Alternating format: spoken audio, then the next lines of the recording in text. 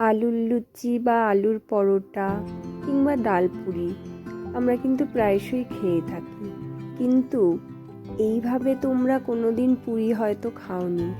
আজকে আমি যেই পুরিটা বানাবো সেটা হচ্ছে cheese garlic Puri. Cheese garlic Puri বানানোর জন্য প্রথমেই আমি সুজিটাকে একটু গ্রাইন্ড করে নেব। পেঁয়াজ, রসুন, কাঁচা লঙ্কা আর নেব চিজ। একটি পাত্রে সুজি, পেঁয়াজ, কাঁচা লঙ্কা, রসুন কুচি আর চিজ আর সেদ্ধ করে রাখা আলু দিয়ে এটাকে একটু মেখে নেব। আর নেব সামান্য নুন আর চিনি।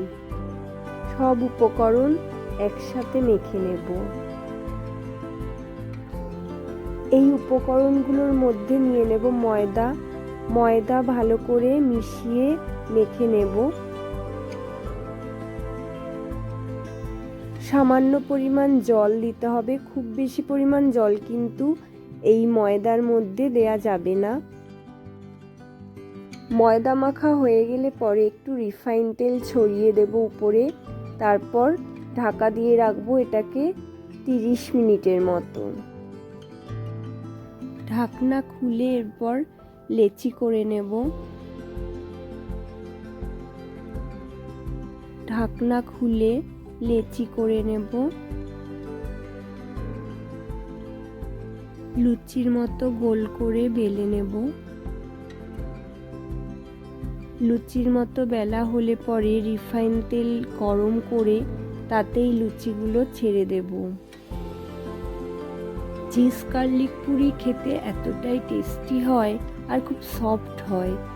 আর এটা যে কোনো কিছুর সাথে, যে কোনো তরকারি কিংবা সেজান চাটনি, কিষানের টমেটো সস, যে কোনো কিছুর সাথে কিন্তু সার্ভ করা যাবে।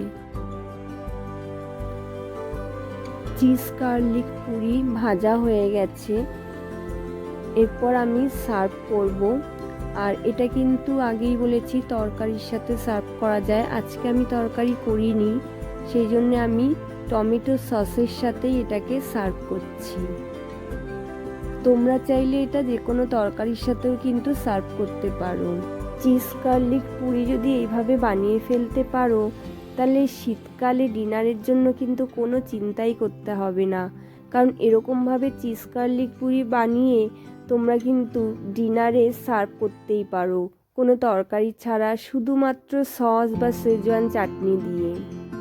শীতের ডিনার কিন্তু পুরো জমে উঠবে চিজ গার্লিক পুরির সাথে।